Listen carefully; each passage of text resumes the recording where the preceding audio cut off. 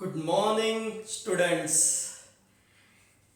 नमस्ते, सलाम, सत श्री अकाल। डॉक्टर बनाकर ही छोड़ेंगे ना अभियान साथे હું શીતલ બારભાયા આપનો બાયોલોજી શિક્ષક આજે આપનું મારા લેક્ચરમાં હાર્દિક સ્વાગત કરી રહ્યો છું।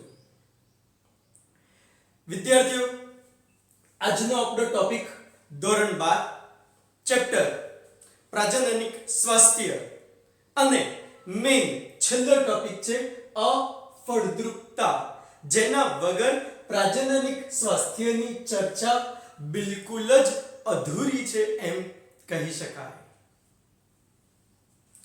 ટોપિક છે અફળદ્રુપતા। વિદ્યાર્થીઓ, અત્યારની દુનિયાની ભારતની પણ સૌથી મોટામાં મોટી સમસ્યા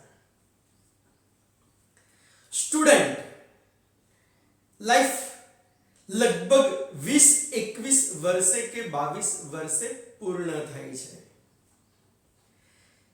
કે જ્યારે બેચલર ડિગ્રી હાથમાં આવે, કોઈકને માસ્ટર્સ કરવું હોય તો 23-24 વર્ષ થઈ જાય છે। ત્યાર પછી એને જોબ મેળવવી, જોબમાં સેટ થવું, પોતાના પગ પર દમ પર ઊભા થવું, એમ થતા થતા પણ 3-4 વર્ષ નીકળી જાય છે, 27-28 વર્ષ થઈ જાય છે।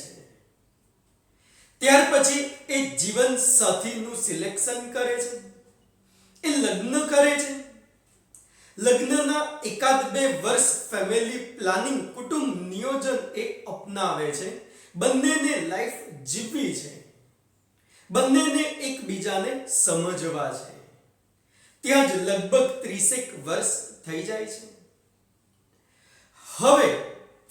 હવે એ દંપતી તરીકે એમ ઈચ્છે છે કે ચલો આપણે માતૃત્વ પિતૃત્વ પ્રાપ્ત કરીએ, એટલે હવે એ કુટુંબ નિયોજનના સાધનો અપનાવવાનું બંધ કરશે અને બેબીનું પ્લાનિંગ શરૂ કરશે। પરંતુ 1 વર્ષ, 2 વર્ષ, 3 વર્ષ, 5 વર્ષ નીકળી જાય છે, પણ એમને ત્યાં બેબીને જન્મ મળતો નથી। તો ત્યારે એ ઘટનાને કહેવાય છે અફળદ્રુપતા। અફળદ્રુપતા 2 પ્રકારની, ઇન્ફર્ટિલિટી 2 પ્રકારની હોઈ શકે છે, પ્રાઇમરી અને સેકન્ડરી। પ્રાઇમરી એટલે કે જીવનકાળ દરમિયાન ક્યારેય એમને બેબીને જન્મ આપ્યો જ ન હોય, અને સેકન્ડરીનો મતલબ કે પહેલી પ્રેગ્નન્સી રહી ગઈ હોય પણ કોઈક કારણોસર ગર્ભપાત થઈ ગયો હોય, અથવા ફર્સ્ટ ચાઇલ્ડ આવી ગયું હોય, સેકન્ડ ચાઇલ્ડ લાવવામાં પ્રોબ્લેમ થતો હોય, તો ત્યારે તેને સેકન્ડરીલી ઇન્ફર્ટિલિટી, દ્વિતીયક અફળદ્રુપતાની કેટેગરીમાં એમને મૂકી શકાય છે।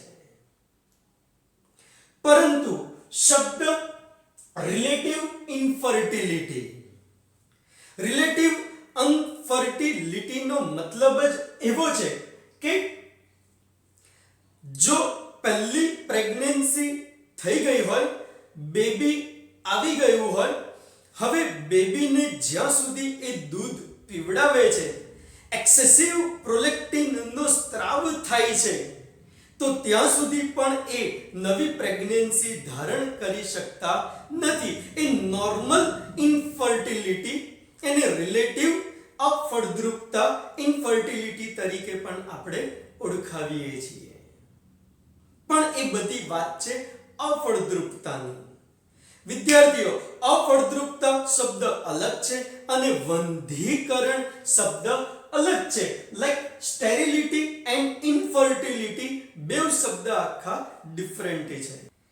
દેહ ધાર્મિક વંધ્યત્વ, સ્ટેરિલિટી નો મતલબ એ થાય છે કે અહીંયા બિફોર પ્યુબર્ટી અમુક ઉંમર સુધી નર કે માદા શુક્રકોષ અંડકોષ સર્જી શકતા નથી, ખાસ નરમાં શુક્રકોષોનું સર્જન થતું નથી. માદામાં અંડકોષોનું સર્જન થયું હોય પણ અંડપાત થતો ન હોય.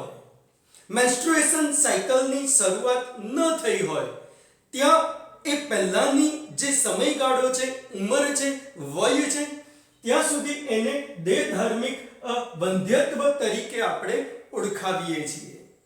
ત્યાં સુધી એ બાળકને જન્મ આપી શકતા નથી. અને ઇવન ફિમેલમાં કહીએ તો આફ્ટર મેનોપોઝ, જ્યારે મેન્સ્ટ્રુએશન સાયકલ બંધ થઈ જાય છે, પછી અંડપાત બંધ થઈ જાય છે, પછી પણ એ સ્ત્રી નોર્મલી બાળકને જન્મ આપી શકતી નથી. એને પણ દેહધાર્મિક સ્ટેરિલિટી જ કહી શકીએ છીએ. નરમાં એવું હોતું નથી. એક વખત શુક્રકોષોનું સર્જન શરૂ થાય ત્યાર પછી એનું જ્યારે મૃત્યુ ના થાય ત્યાં સુધી શુક્રકોષોના સર્જનની ઘટના ચાલુ રહેતી આપણને જોવા મળતી હોય છે. પણ મેઇન બે શબ્દ અલગ છે. એક અફળદ્રુપતા આપણે કહીએ છીએ અને બીજું વંધ્યત્વ કહીએ છીએ. ઇનફર્ટિલિટી અને સ્ટેરિલિટી બે શબ્દો એકદમ ડિફરન્ટ જ કહેવા હોય તો કહી શકીએ છીએ. Okay, clear. પણ અત્યારે સૌથી વધારે જો મોટો પ્રોબ્લેમ હોય તો આજની જનરેશન સાથે એ આ પ્રોબ્લેમ થતો જોવા મળી જતો હોય છે કે લગ્નના અમુક વર્ષો બાદ એ ઈચ્છે છે કે સંતતિને જન્મ આપીએ, પણ એમની ત્યાં સંતતિને જન્મ મળતો નથી. ખાસ આવા દંપતીઓ જાતીય સહવાસ કરે છે છતાં પણ બાળકને પેદા કરવા કેવા હોય છે, અસમર્થ રહેતા આપણને જોવા મળ્યા છે. વિદ્યાર્થીઓ, આ માટે ઘણા બધા કારણો હોઈ શકે છે. જેમ કે શારીરિક કારણો મેઇન આપણને જોવા મળ્યા છે. ખાસ નરના પ્રજનન અંગમાં કોઈક પ્રોબ્લેમ હોય અથવા માદાના પ્રજનન અંગમાં કોઈક પ્રોબ્લેમ હોય. ચલો બહુ જ ડિટેલમાં એ સમજવા જઈ રહ્યા છીએ. આગળ આપણે નર પ્રજનન તંત્ર ભણી ગયા વિદ્યાર્થીઓ, જેમાં સૌથી પહેલા સમજ્યા હતા કે નર તરીકે જ્યારે ગર્ભાશયમાં એનું ડેવલપમેન્ટ થતું હોય છે ત્યારે શુક્રપિંડ એ ઉદર ગુહામાં હોય છે. ઇન્ગ્વિનલ કેનાલ દ્વારા એને વૃષણ કોથળીમાં આવવું ખૂબ જ જરૂરી હોય છે, જે ટેમ્પરેચર 2 કે 3 ડિગ્રી સેલ્સિયસ નીચું હોય છે, જે શુક્રપિંડ ખૂબ જ સારી રીતે કામ કરી શકે છે, એન્ડ્રોજન્સનો સ્ત્રાવ કરી શકે છે, શુક્રકોષોનું સર્જન કરી શકે છે. પણ જો સૌથી મેઇન પહેલો જ આ પ્રોબ્લેમ હોય કે શુક્રપિંડ ઉદર ગુહામાં જ રહી ગયા હોય તો પણ અફળદ્રુપતાનો પ્રોબ્લેમ આવી શકે છે. નંબર 2, હવે શુક્રપિંડ ધારો કે વૃષણ કોથળીમાં છે, પણ એ શુક્રપિંડની શુક્રોત્પાદક નલિકાઓ દ્વારા પ્રોપર અમાઉન્ટમાં, પ્રોપર પ્રમાણમાં શુક્રકોષોનું સર્જન થવું જોઈએ. આપણે આગળ વાત કરી હતી 1 ml માં 80 થી 120 મિલિયન શુક્રકોષો આવવા જોઈએ. એટલા શુક્રકોષોનું ઉત્પાદન ન થાય તો પણ અફળદ્રુપતા રહે છે. બીજું, શુક્રકોષો કમ્પ્લીટલી હેલ્ધી હોવા જોઈએ. શુક્રકોષોમાં બહુ અનિયમિતતાઓ ન હોવી જોઈએ. એની પણ ચકાસણી કરવી ખૂબ જ જરૂરી હોય છે. ત્યાર પછી કહીએ અધિવૃષણ નલિકા અને શુક્રવાહિનીમાં ક્યાંક કોઈક પ્રોબ્લેમ હોય, જ્યાં શુક્રકોષો સંગ્રહ પામે છે, જ્યાં શુક્રકોષોનું પરિપક્વન થાય છે, ત્યાં જ ક્યાંક કોઈક પ્રોબ્લેમ ન હોવો જોઈએ. શુક્રવાહિની જ્યાં શુક્રકોષોનું વહન થાય છે એ ક્યાંક ઇન્ફેક્ટેડ હોઈને દબાયેલી ન હોવી જોઈએ. શુક્રકોષોના વહનમાં કોઈક પ્રોબ્લેમ ત્યાંથી ન હોવો જોઈએ. એનું પણ ધ્યાન રાખવું એટલું જ જરૂરી હોય છે. સાથે સાથે નરમાં સહાયક ગ્રંથિઓ હતી, શુક્રાશય હતું, પ્રોસ્ટેટ, બલ્બોયુરેથ્રલ ગ્રંથિ, એના પણ સ્ત્રાવ બહુ અગત્યનો ભાગ ભજવતા હતા. જો આવી સહાયક ગ્રંથિઓમાં પણ કોઈક પ્રોબ્લેમ હોય છે તો પણ અફળદ્રુપતાના પ્રશ્નો જોવા મળી જતા હોય છે. વિદ્યાર્થીઓ આગળ કહીએ તો શિશ્ન જ્યાં ઉત્થાનની ઘટના થવી જોઈએ, ત્યાર પછી જે યોનિ માર્ગમાં દાખલ થવાને લાયક થતું હોય છે, જો ઉત્થાનની ઘટના જ ન થતી હોય તો શિશ્ન યોનિ માર્ગમાં દાખલ થઈ શકતો જ નથી, તો પણ સંવનન સક્સેસફુલ બનતું નથી અને અફળદ્રુપતાના પ્રોબ્લેમ આવતા આપણને જોવા મળે છે. ખાસ તો આવું ઉત્થાન ન થતું હોય ત્યારે સ્પેશિયલી અમુક વ્યક્તિઓ ખાસ વાયગ્રા નામની ટેબ્લેટ્સ પણ લેતા હોય છે. વાયગ્રા એટલે એક એવી ટેબ્લેટ્સ જે નરને પ્રજનન માટે સંવનન માટે એક્સાઇટેડ નથી કરતી, પણ એ ખાસ એ નરના સંવનનના ટાઈમને વધારી દે છે. શિશ્નની અંદર આવેલી પેલી છિદ્રિષ્ટ ગ્રંથિઓ આગળ લોહીનું પ્રમાણ વધારી દે છે, એટલે ખાસ ઉત્થાનનો સમયગાળો લાંબો થઈ જાય છે અને એના લીધે પણ કદાચ ફળદ્રુપતા આવી શકે, સંતતિ આવી શકે. એ વાયગ્રા ટેબ્લેટ સ્પેશિયલી કહીએ તો કાર્ડિયક પ્રોબ્લેમ્સને દૂર કરવા માટે, લાઈક રુધિરવાહિનીઓને પહોળી કરવા માટે શોધાઈ હતી, પણ એનો ઉપયોગ હવે ઉત્થાનનો સમયગાળો વધારવા માટે પણ કરવામાં આવી જતી હોય છે.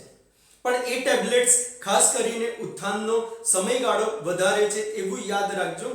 એનાથી લાઈક એક્સાઇટમેન્ટમાં ક્યાંય કોઈ વધારો થતો હોતો નથી. તો નરમાં આવા ઘણા બધા પ્રોબ્લેમ્સ, આ ઉપરાંત એના હોર્મોનલ પ્રોબ્લેમ્સ પણ હોઈ શકે છે. ખાસ કરીને LH FSH નું પ્રમાણ ઓછું આવતું હોય, ખાસ કરીને શુક્રપિંડમાંથી એન્ડ્રોજન્સ ઇસ્ટ્રોજનનું પ્રમાણ ઓછું હોય, નરને થાઇરોઇડના રિલેટેડ કેટલાક પ્રોબ્લેમ્સ હોય. વિદ્યાર્થીઓ યાદ રાખજો, નરમાં પણ પ્રોલેક્ટિનનો સ્ત્રાવ થતો હોય જે શુક્રકોષોના સર્જનમાં મદદ કરતો હોય, તો એ પ્રોલેક્ટિનનું ઓછું પ્રમાણ પણ શુક્રકોષોના સર્જનમાં પ્રોબ્લેમ્સ કરી શકે છે. તો આવા હોર્મોનલ પ્રોબ્લેમ્સ પણ જોવામાં આવતા હોય છે. ઇવન જે નર અફળદ્રુપતાથી પીડાતા હોય, ચોક્કસ ડોક્ટર પાસે જાય તો ડોક્ટર એમને એમના વીર્યને ડોનેટ કરવાનું કહેતા હોય છે. ખાસ આવા નરને જણાવવામાં આવે છે ભાઈ મિનિમમ 5 દિવસ વીર્યનું સ્ખલન નહીં કરવાનું, અને ત્યાર પછી આવા નરને ક્લિનિકમાં બોલાવવામાં આવે છે. એના વીર્યને ખૂબ જ પહોળા મોઢાવાળા એક સાધનની અંદર, જ્યાં સંવર્ધિત માધ્યમ પણ હોય, જ્યાં શુક્રકોષ ઇઝીલી મરી ન જાય એવા માધ્યમની અંદર એને આવા વીર્યને ઠાલવવાનું કહેવામાં આવતું હોય. આવા વીર્યની કસોટી થતી હોય, ચકાસણી થતી હોય, ટેસ્ટિંગ થતું હોય, અને ત્યાર પછી ક્યાંક કોઈક પ્રશ્ન લાગતો હોય તો એને ફરી સલાહ આપવામાં આવે કે ભાઈ 1 મહિના સુધી ન્યુટ્રિશનલ સબસ્ટન્સ લેવાના ચાલુ કર, પોષક દ્રવ્યો, વિટામિન વાળા દ્રવ્યો. ત્યાર પછી 1 મહિના સુધી એને ફરી કહેવામાં આવે છે જો દારૂ પીતા હોય, સિગરેટ, બીડી, તમાકુનું સંવનન કરતા હોય તો એ બંધ કરી દો. એને કહેવામાં આવે છે ભાઈ ટાઈટ જીન્સ પહેરતા હોય, ટાઈટ અંડરવિયર્સ પહેરતા હોય તો ભાઈ એ પણ એકદમ રિલેક્સેશન વાળા પહેરવાના ચાલુ કરી દે. બધી સલાહો આપ્યા બાદ 1 મહિના પછી એને ફરીથી ક્લિનિકમાં બોલાવવામાં આવે છે, ફરી એના શુક્રકોષ અને એના વીર્યની ચકાસણી કરવામાં આવે છે. જો એમાં ક્યાંક પ્રોબ્લેમ જણાય તો ત્યાર પછી એને બધા જ જણાવવામાં આવે છે. તો આ બધી વાત કરીએ નરના ખાસ શારીરિક પ્રોબ્લેમ્સની. સેમ પ્રોબ્લેમ્સ બધા માદામાં પણ રહેતા આપણને જોવા મળી શકે છે. ખાસ વિદ્યાર્થીઓ માદામાં પણ LH અને FSH નું પ્રમાણ ઓછું હોય, કારણ કે એ જ અંડપિંડીય ચક્રને નિયમિત કરતા હોય. જો એનું પ્રમાણ ઓછું હશે તો પણ અફળદ્રુપતા આવવાના ચાન્સીસ રહેતા હોય છે. પછી કહીએ તો અંડપિંડીય ચક્ર ચાલતું હોય છે, જેમાં પુટિકાઓનો વિકાસ જો બરોબર ના હોય, જો અહીંયાથી અંડપાત જ થતો ના હોય, જો અહીંયા કોર્પસ લ્યુટિયમ નું સર્જન ન થતું હોય, તો બધા જ સંજોગોમાં ઇસ્ટ્રોજન પ્રોજેસ્ટેરોનનું પ્રમાણ ઘટી જાય છે. એ પણ પ્રેગ્નન્સી ન રહેવા માટેના અગત્યના કારણો પૈકીનું એક કહી શકાય છે. સાથે સાથે અંડવાહિનીમાં ક્યાંક કોઈક પ્રોબ્લેમ હોય, ઇન્ફેક્શન્સ હોય, ખાસ પેલા અંડવાહિની નિવાપ આગળ આવેલા પ્રવર્ધો બરોબર કામ ના કરતા હોય, દ્વિતીય પૂર્વ અંડકોષને રિસીવ ન કરતા હોય, અંડવાહિનીની અંદર દાખલ ન કરતા હોય, અંડવાહિનીમાં અંડકોષને દાખલ કરાવવા એ અસમર્થ હોય, તો આવા બધા રીઝન્સના લીધે પણ અફળદ્રુપતા રહેતી આપણને જોવા મળી શકે છે. સાથે સાથે ગર્ભાશયનું સૌથી અંદરનું સ્તર એન્ડોમેટ્રિયમ, એમાં કોઈક ઇન્ફેક્શન્સ હોય, એમાં કોઈક પ્રોબ્લેમ્સ હોય, મોટે ભાગે ખાસ એમાં જ સોજો રહેતો હોય છે. સાથે સાથે એ એન્ડોમેટ્રિયમ બધી અલગ અલગ જગ્યાએ સર્જાઈ ગયેલું વધારાનું રહેતું મોટે ભાગે જોવા મળેલું હોય. તો આવા ઘણા બધા રીઝન્સ છે જેના લીધે માદામાં આવા શારીરિક પ્રોબ્લેમ્સને લઈને અફળદ્રુપતા રહેતી આપણને જોવા મળી જતી હોય છે. વિદ્યાર્થીઓ, સાથે સાથે કહીએ તો જન્મજાત રોગો, કેટલાક જન્મથી જ રોગો મળેલા હોય જે પણ અફળદ્રુપતા માટે જવાબદાર હોય.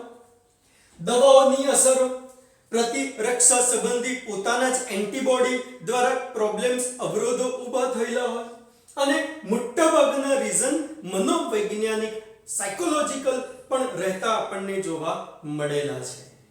તો આવા ઘણા બધા રીઝન્સ છે જેના લીધે અફળદ્રુપતા આપણને જોવા મળી ગયું છે. ઓકે, ભારત એક એવો દેશ છે જ્યાં પુરુષ પ્રધાન જ કહી શકીએ છીએ. અહીંયા ખાસ કરીને જો બેબીને જન્મ મળતો નથી તો આવા સંજોગોમાં મોટે ભાગે દોષનો ટોપલો સ્ત્રીઓ પર જ છોડી દેવામાં આવે છે કે ભાઈ જન્મ આપવાનું કામ તારું જ છે અને જન્મ નથી મળતો એટલે આ માટે જવાબદાર તું જ છે. પણ વિદ્યાર્થીઓ યાદ રાખો, મારા શબ્દોને ધ્યાન રાખો, જો જન્મ આપવાનું કામ એકલી માદાનું જ હોત તો એને નર સાથે લગ્ન શું કરવા કર્યા હોત? એ મેરેજ કરીને તમારી ઘરે આવી જ કેમ હોત? મારી વાત સમજો છો? ખ્યાલ આવે છે? એટલે જન્મ આપવાનું કામ એનું એકલીનું નથી, નરનું પણ એટલો જ ત્યાં ભાગ રહેતો જોવા મળી જતો હોય છે. ખ્યાલ આવે છે બધાને? એટલે કે ખાસ કરીને જ્યારે ક્લિનિકલ રિસર્ચને જોઈએ છીએ ત્યારે આપણને ખબર પડે છે કે ભાઈ અફળદ્રુપતા માટે 33% એકલો નર જવાબદાર હોય એવી શક્યતાઓ જોવા મળી છે. 33% શક્યતાઓમાં એકલી સ્ત્રી જવાબદાર હોય એવું પણ જોવા મળ્યું છે. અને 33% પોસિબિલિટી નર માદા બેવમાં પ્રોબ્લેમ હોય એવી પણ જોવા મળી છે. માન એકાદ જ પોસિબિલિટી એવી છે જે આપણે યોગ્ય નિદાન નથી કરી શકતા કે ભાઈ આ અફળદ્રુપતા કોના લીધે છે, પણ મોટે ભાગે નિદાન થઈ જતું હોય છે. આ માટે વિશિષ્ટ સ્વાસ્થ્ય સંભાળ કેન્દ્ર એટલે કે વંધ્યત્વ નિવારણ ચિકિત્સાલય પાસે જવું પડે છે.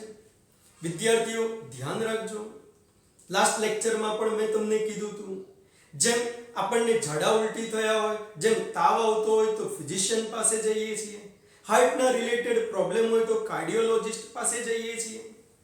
વિદ્યાર્થીઓ હાડકાના રિલેટેડ પ્રોબ્લેમ્સ હોય તો આપણે ઓર્થોપેડિક પાસે જઈએ છીએ, કિડનીના રિલેટેડ પ્રોબ્લેમ હોય તો નેફ્રોલોજિસ્ટ પાસે જઈએ છીએ.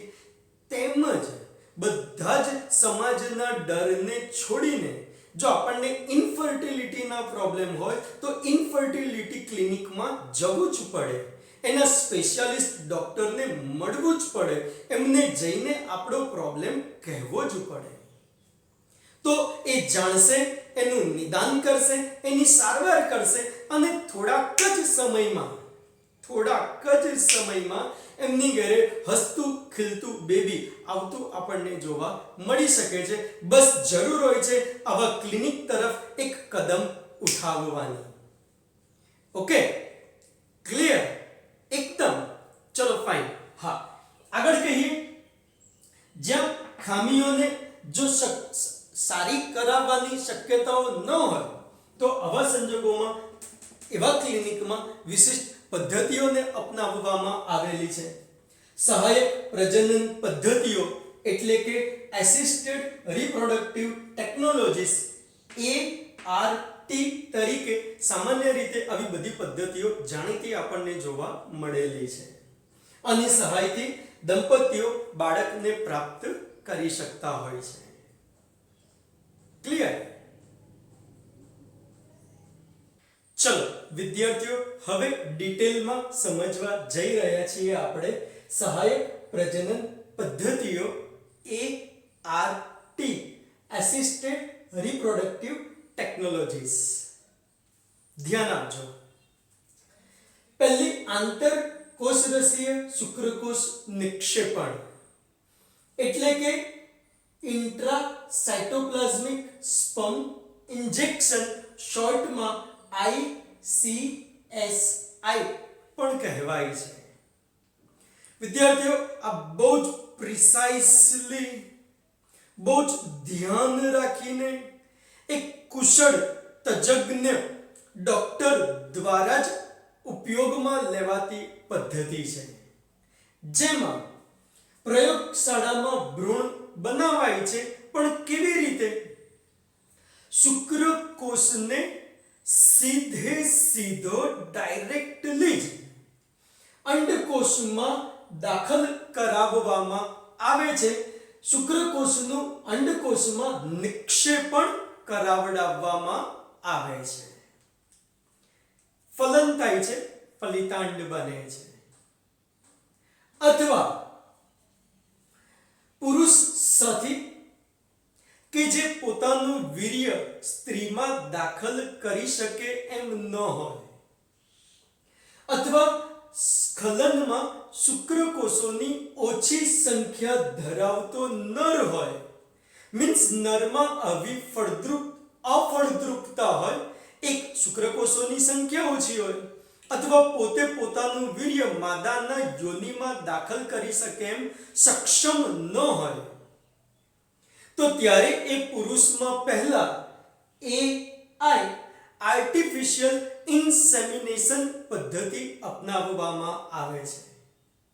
એટલે કે આવા પુરુષનું, ખાસ કરીને પતિનું વીર્ય કઢાવી લેવામાં આવે છે.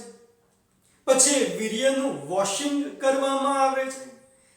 વોશિંગ એટલે પાણીથી ધોવાનું નહીં, એક ટ્રીટમેન્ટ છે જેમાં અનિયમિત શુક્રકોષો હટી જાય, હેલ્ધી શુક્રકોષો જ રહી જાય. પછી એવા શુક્રકોષોને ખાસ કરીને કૃત્રિમ રીતે માદાના યોનિમાર્ગ કે ગર્ભાશયમાં દાખલ કરાવવામાં આવે છે. શુક્રકોષોને અહીંયાથી આર્ટિફિશિયલી કાં તો યોનિમાર્ગમાં છોડી દેવામાં આવે, એટલે શુક્રકોષો અહીંયાથી પોતાની જાતે જ આગળ વધતા જોવા મળે, અથવા શુક્રકોષોને ડાયરેક્ટ ગર્ભાશયમાં જ છોડી દેવામાં આવે, એટલે એ હેલ્ધી, એ નિયમિત શુક્રકોષ એ પોતે વહન કરતા એ છેક અંડવાહિનીની ટોચ સુધી જાય અને ત્યાં ફલન થઈ જાય. અમુક વખતે પતિના શુક્રકોષની જગ્યાએ, પતિના વીર્યની જગ્યાએ કેટલાક ડોનર્સ પણ હોય છે, કેટલાક એવા લોકો પણ હોય છે જે વીર્યનું દાન કરતા હોય છે. વિદ્યાર્થીઓ, આવા મૂવી પણ બોલિવૂડમાં બની ગયા છે, જેમ કે વિકી ડોનર. પણ એમાં બાબત ખોટી બતાવેલી છે કે એ વિકી ઘણી બધી વખત વીર્યદાન કરે છે. વીર્યદાન મેક્સિમમ એક વ્યક્તિ જીવનકાળ દરમિયાન 3 વખત જ કરવો જોઈએ. ગવર્મેન્ટે આ માટે કોઈ કાયદા કાનૂન નથી બનાવ્યા, પણ એક ગાઈડલાઈન બનાવી છે કે ભાઈ એકનો એક વ્યક્તિ વારંવાર વીર્યદાન કરશે, એના દ્વારા જો ગર્ભ સ્થાપન થશે તો આવનારી સંતતિઓમાં મોટે ભાગે સમાનતા રહેશે, ભિન્નતા આવવાની શક્યતાઓ ઘટી જશે. એટલે એને મિનિમમ કે મેક્સિમમ જે ગણો એ 3 વખત વીર્યદાન કરવું જોઈએ. એનાથી વધારે વીર્યદાન કરવાની જરૂર હોતી નથી. ક્લિયર? તો આવા વીર્યદાન કરવાવાળા પતિ, એનું ખાસ નોલેજ એ વીર્ય બેંકને હોવું બહુ જ જરૂરી છે. ઓકે, જ્યારે કોઈ સ્ત્રીમાં આવા કૃત્રિમ રીતે લીધેલા શુક્રકોષોને કે વીર્યને દાખલ કરાવવાનું હોય તો ત્યારે વીર્ય કોનું છે એ ધ્યાનમાં રાખવું બહુ જરૂરી છે. ખાસ આપણે ઇન્ડિયન્સ છીએ તો કોઈ આફ્રિકનના વીર્યને દાખલ ના કરાવાય, કોઈ યુરોપિયનના વીર્યને દાખલ ન કરાવાય.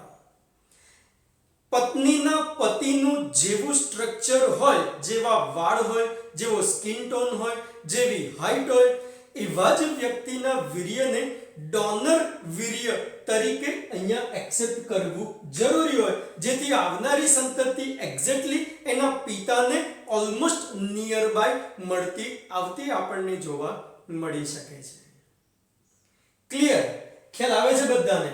તો આવા વીર્યને યોનિમાર્ગ કે ગર્ભાશયમાં દાખલ કરાવો. જો ગર્ભાશયમાં દાખલ કરાવીએ તો ત્યારે એને કહેવાય છે IUI, એટલે કે ઇન્ટ્રા યુટેરાઇન ઇન્સેમિનેશન. યુટેરાઇન એટલે કે ગર્ભાશય અને ઇન્સેમિનેશન એટલે કે વીર્યનું દાખલ કરાવવું. ઇન્ટ્રા એટલે અંદર, એનો મતલબ કે ગર્ભાશયની અંદર વીર્યને દાખલ કરાવવામાં આવી જતું હોય છે. વિદ્યાર્થીઓ, ચલો ક્લિયર થાય છે પદ્ધતિ બધાને? આ પદ્ધતિઓ માટે જો હું તમને કહું તો આપણા ભારતમાં આ કઈ નવી બાબત નથી. આપણે મહાભારતમાં જોયેલું છે. કુંતીને એક વરદાન હતું કે મંત્ર બોલે અને એ બેબીને જન્મ આપી શકે, એ ઈચ્છિત બેબીને જન્મ આપી શકે. બટ ઇઝ ઇટ પોસિબલ કે મંત્ર બોલવાથી બેબી આવી જાય? અરે નહીં, ત્યાં આ પદ્ધતિઓને અપનાવવામાં આવતી હતી અને ઈચ્છિત બેબીને પ્રાપ્ત કરી શકાતું હતું. Is it clear? ખ્યાલ આવી ગયો? ઓકે. ત્યાર પછી બીજી પદ્ધતિ કહીએ તો in vitro fertilization, in vitro ફલન. એટલે કે શરીરની બહાર કોઈક પેટ્રી ડીશમાં યોગ્ય બધા જ સંવર્ધિત માધ્યમની અંદર ફલન કરાવવામાં આવે કે જે ફલનમાં પરિસ્થિતિ લગભગ શરીરની અંદર જેવી જ ઓલમોસ્ટ ક્રિએટ કરેલી હોય. ત્યાર પછી ફલનના અંતે ફલિતાંડ બને કે ભ્રૂણ બને. એને સ્થળાંતરણને લગતી પદ્ધતિ, શોર્ટમાં જેને કહીએ છીએ ET, એટલે કે એમ્બ્રિયો ટ્રાન્સફર અથવા ઝાયગટ ટ્રાન્સફર કરાવવામાં આવે છે અને ગર્ભધારણ કે સંતતિ પ્રાપ્ત કરવામાં આવે છે. આ આખો કાર્યક્રમ ટેસ્ટ ટ્યુબ બેબી તરીકે પણ ઓળખાતો હોય છે. વિદ્યાર્થીઓ, અહીંયા એક પેટ્રી ડીશમાં યોગ્ય સંવર્ધિત માધ્યમ લઈને પત્નીનો કે દાતા સ્ત્રીનો અંડકોષ મૂકવામાં આવે છે અને એની ફરતે શુક્રકોષોને છોડવામાં આવે, જે શુક્રકોષો પતિના અથવા દાતા પુરુષના હોઈ શકે છે. શુક્રકોષો એની જાતે જ ગતિ કરે છે, અંડકોષ સુધી જાય છે, નેચરલી જ ત્યાં ફલન થતું જોવા મળી જાય છે અને ફલનના અંતે પ્રયોગશાળામાં જ ફલિતાંડ બની જાય છે. જો આવું ફલિતાંડ બને તો આપણને ખબર છે વિદ્યાર્થીઓ, નેચરલી જ્યારે ફલન થતું હોય તો ફલિતાંડ એ ફેલોપિયન ટ્યુબ અંડવાહિનીની ટોચ આગળ બનતું હોય છે. અહીંયા આપણે આર્ટિફિશિયલી બહાર ફલિતાંડ બનાવ્યું, કોઈ વાંધો નહીં. પછી એ ફલિતાંડને આ અંડવાહિનીની ટોચ આગળ સીધું જ દાખલ કરાવી દેવામાં આવી જાય છે. ઓકે, તો ફલિતાંડને અંડવાહિનીની ટોચ પર દાખલ કરાવવાની પદ્ધતિ જેને કહેવાય છે ZIFT. ઝાયગટ એટલે ફલિતાંડ, ઇન્ટ્રા એટલે અંદર, ફેલોપિયન ટ્યુબ એટલે કે અંડવાહિની, ટ્રાન્સફર એટલે કે ટ્રાન્સફર. મતલબ આખો મતલબ એવું કહી શકાય કે ફલિતાંડને ફેલોપિયન ટ્યુબની અંદર સ્થળાંતરિત કરવામાં આવે છે. Is it clear? ઓકે, ધારો કે પેલી પેટ્રી ડીશમાં ફલિતાંડની જગ્યાએ 2 કોષ, 4 કોષ, 8 કોષ વાળી અવસ્થા સર્જાવવાની શરૂ થઈ જાય છે. તો 8 કરતા વધુ ગર્ભકોષથી કોષયુક્ત ભ્રૂણ બની જાય તો ત્યારે આવા ભ્રૂણને આપણે ભણી ગયા છીએ, પછી અંડવાહિનીમાં દાખલ કરાવવાની જરૂર ના હોય. ત્રીજા કે પાંચમા જ દિવસે આવો ભ્રૂણ સીધો જ ગર્ભાશયમાં આવીને સ્થાપિત થવાની તૈયારી કરતો હોય છે. એટલે આવા ભ્રૂણને સીધો જ ગર્ભાશયમાં જ દાખલ કરવામાં આવે છે. ભ્રૂણને ગર્ભાશયમાં દાખલ કરાવવાની પદ્ધતિ જેને કહીએ છીએ ઇન્ટ્રા યુટેરાઇન ટ્રાન્સફર. ઇન્ટ્રા એટલે અંદર, યુટેરાઇન એટલે ગર્ભાશય, ટ્રાન્સફર એટલે સ્થળાંતરણ. ભ્રૂણને ગર્ભાશયમાં સ્થળાંતરણ કરવામાં આવી જાય છે. તો આ એક ટેસ્ટ ટ્યુબ બેબી પ્રોગ્રામમાં આપણને આવું કંઈક જોવા મળી જતું હોય છે. ચાલો સમજીએ હવે ત્રીજી એક પદ્ધતિ ઇન વિવો ફર્ટિલાઇઝેશન એટલે કે ઇન વિવો ફલન. હવે આ ખાસ સ્ત્રીની ચકાસણી કર્યા બાદ એનામાં ક્યાં કયો પ્રોબ્લેમ છે એ જાણ્યા બાદ અપનાવવામાં આવતી પદ્ધતિ છે. જેમાં કોઈ સ્ત્રીમાં એવી ખબર પડે છે કે એના ગર્ભાશયમાં પ્રોબ્લેમ્સ છે. ફલન તો થાય છે, ગર્ભ તો બને છે, પણ અહીંયા આવીને સ્થાપિત થતો નથી, એ ગર્ભ બહાર આવી જાય છે. તો આવી સ્ત્રીઓમાં ખાસ સ્પેશિયલી ઇન્જેક્શન્સ આપી ટ્રીટમેન્ટ કરાવી પુષ્કળ અમાઉન્ટમાં, પુષ્કળ પ્રમાણમાં એના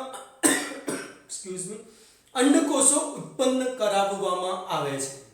એ અંડકોષોને લઈ લેવામાં આવે છે અને ત્યાર પછી એનું બહાર ફલન કરાવવામાં આવે છે. ફલન કરાવ્યા બાદ જે ફલિતાંડ તૈયાર થાય એને કોઈક બીજી સ્ત્રીના ગર્ભાશયમાં સ્થાપિત કરાવવામાં આવે છે. એને સેરોગેસી મધર તરીકે પણ ઓળખાવીએ છીએ. આમ ભ્રૂણને સ્થળાંતરણ કરાવડાવીને બીજી સ્ત્રીમાં એનો ઉછેર કરાવડાવીને એમને સંતતિ પ્રાપ્ત કરાવી આપવામાં આવે છે. જેમાં રંગસૂત્રીય બંધારણ પત્નીનું અને રંગસૂત્રીય બંધારણ પતિનું એવું ને એવું જ જળવાઈ શકે છે. જ્યારે કોઈક સ્ત્રીમાં એવું પણ બને છે કે ગર્ભાશય એકદમ ઓકે છે, ગર્ભ સ્થાપિત કરી શકે એમ છે, પણ એના અંડપિંડમાં ક્યાંક કશેક ખામી છે અને અંડકોષોને બરોબર સર્જી શકતા નથી, ઉત્પન્ન કરી શકતા નથી. ગર્ભાશય ઓકે હોય, ગર્ભને સ્થાપિત કરવા અને આગળની તમામ પરિસ્થિતિ માટેનું યોગ્ય પર્યાવરણ પૂરું પાડી આપવામાં જો એ વ્યવસ્થિત હોય તો ત્યારે આવી સ્ત્રીમાં શું કરવામાં આવશે? તો ક્યાંક બીજેથી અંડકોષો લેવામાં આવે છે. આવા સંજોગોમાં રંગસૂત્રીય બંધારણ એ કોઈ બીજી સ્ત્રીના અંડકોષોનું હોય છે. સમજો છો વિદ્યાર્થીઓ? હવે એ અંડકોષોને અને એના પતિના શુક્રકોષોને એ બધાને જ સ્પેશિયલ સાધન અને ટેકનિકની મદદથી છેક અંડવાહિની સુધી છોડવામાં આવે છે. એટલે એ શુક્રકોષ, એ અંડકોષ, એ જનનકોષ જાતે જ અંડવાહિનીની ટોચ આગળ ફલન કરશે, ફલિતાંડ બનશે અને ધીરે ધીરે આગળ વધતું જશે અને જાતે જ સ્થાપિત થશે. એને ગેમેટ ઇન્ટ્રાફેલોપિયન ટ્રાન્સફર.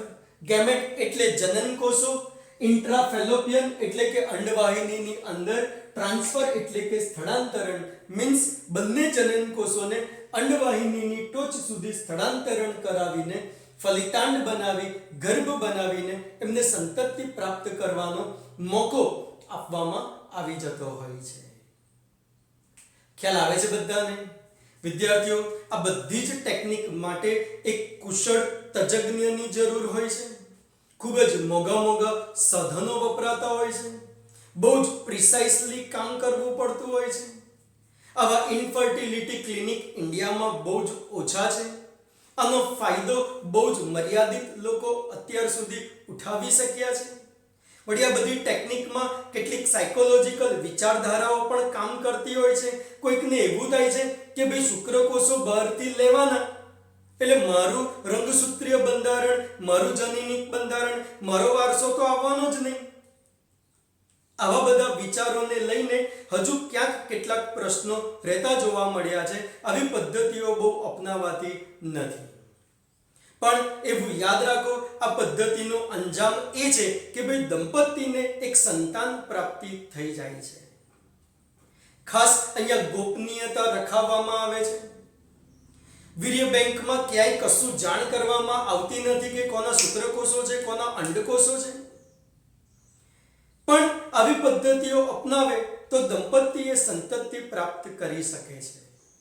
અને ધારો કે આવી પદ્ધતિ અપનાવી નથી તો આપણા ઇન્ડિયામાં ઘણા બધા બાળકો આજે પણ અનાથ આશ્રમમાં ઉછેરાઈ રહ્યા છે. આવા બાળકોમાં બાળ મૃત્યુના ચાન્સીસ વધારે હોય છે. એ પુખ્તતા સુધીને પહોંચી બી શકતા નથી. તો ગવર્મેન્ટના રૂલ્સ રેગ્યુલેશન્સને ફોલો કરીને આવા અનાથ બાળકોને પણ દત્તક લઈ શકાય છે અને એમને પણ ઉછેરીને પોતાની ઈચ્છાને, સંતાનની ઈચ્છાને પૂર્ણ કરી શકાય છે. ખ્યાલ આવે છે બધાને? ક્લિયરલી? જો મારું આ લેક્ચર ગમ્યું હોય તો ખાસ બધાએ એને લાઈક કરવાનું છે, કમેન્ટ્સ આપવાની છે અને શેર પણ કરવાનું છે. Okay, thank you. It was mid-1970s. Leslie and John Brown, a Bristol-based couple, were childless even after 9 years of marriage. After visiting scores of doctors, they finally approached Dr. Patrick Steptoe and Dr. Robert Edwards. As an experiment, they would help the couple bear a child. Dr. Steptoe extracted an egg from Leslie. The egg was then mixed with John's sperm for fertilization. The fertilized egg was then placed in a special solution and allowed to divide into 64 cells. The fertilized egg, now an embryo, was placed into Leslie's uterus. 9 months later, on July 25, 1978, Leslie delivered Louise Brown, the world's first test tube baby. Louise's birth was considered a medical triumph and provided hope to many infertile couples. Couples who are unable to conceive or produce children even after 2 years of unprotected sexual cohabitation. Infertility can be caused by many factors, including physical and congenital reasons, sexually transmitted diseases, drugs, immunological or even psychological, and lifestyle factors. To treat infertility, couples are often advised to visit infertility clinics, where the doctors evaluate both partners to pinpoint the causes of infertility. Based on the results, the doctors may then suggest medication or surgery. For instance, if a blocked fallopian tube is preventing the woman from conceiving, then the doctor will suggest surgery to unblock it. However, when surgeries or medications fail, doctors may suggest assisted reproductive technologies or ART. ART is a collective term used for clinical procedures that are designed to help achieve pregnancy by allowing the egg and sperm to meet in an artificial environment, usually a laboratory. Today, there are several types of ART available for infertile couples, including in vitro fertilization, intrauterine transfer, zygote intrafallopian transfer, gamete intrafallopian transfer, intracytoplasmic sperm injection, and artificial insemination. In vitro fertilization, or IVF, which was used to treat Leslie Brown, is a process in which the egg is fertilized by the sperm outside the woman's body and under simulated conditions created in a laboratory. IVF is also called a test tube baby program. Interestingly, the gametes can be collected from the partner or a donor. Once the egg and sperm are collected, they are placed in a dish for fertilization and incubated together to form an embryo.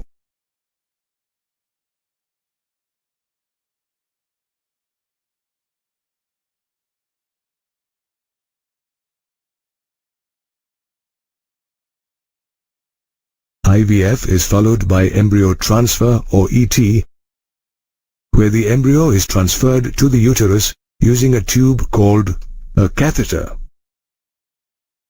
Apart from IVF, couples can also opt for intrauterine transfer or IUT. In this method, embryos formed by fusion of gametes inside a healthy woman's body or in vivo fertilization are removed through surgery and transferred into the uterus of the woman who wishes to conceive. Another option available for infertile couples is zygote intrafallopian transfer or ZIFT. This process is similar to IVF, where the gametes are collected and the egg is fertilized in the lab. Post-fertilization, when the zygote contains more than 8 blastomeres, the doctors create a small incision in the abdomen using a fiber-thin tube called a laparoscope.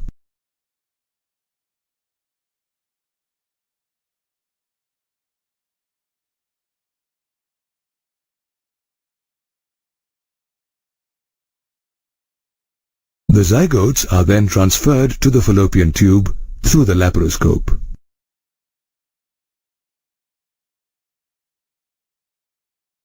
Interestingly, a laparoscope is also used in another ART called gamete intrafallopian transfer or GIFT, in which a healthy egg from a donor is placed inside the fallopian tube of the woman who wishes to conceive. GIFT is performed when the female partner has a non-functioning ovary, but her uterus and fallopian tubes are in a healthy condition and capable of providing a conducive environment for fertilization and fetal development. Did you know that at times a woman may not be able to conceive because of male infertility resulting from low sperm count, low sperm motility, a damaged or missing vas deferens, or the inability to inseminate? In such cases, the couple can opt for intracytoplasmic sperm injection or ICSI, in which the doctor injects a single sperm into each ovum, which leads to fertilization. Post-fertilization, the fertilized egg divides to form an embryo, which is planted inside the uterus using a catheter.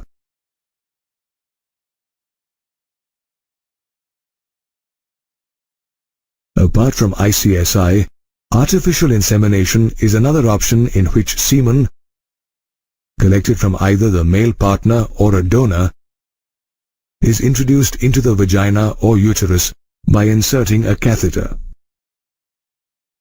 Hence, artificial insemination is also called intrauterine insemination or IUI.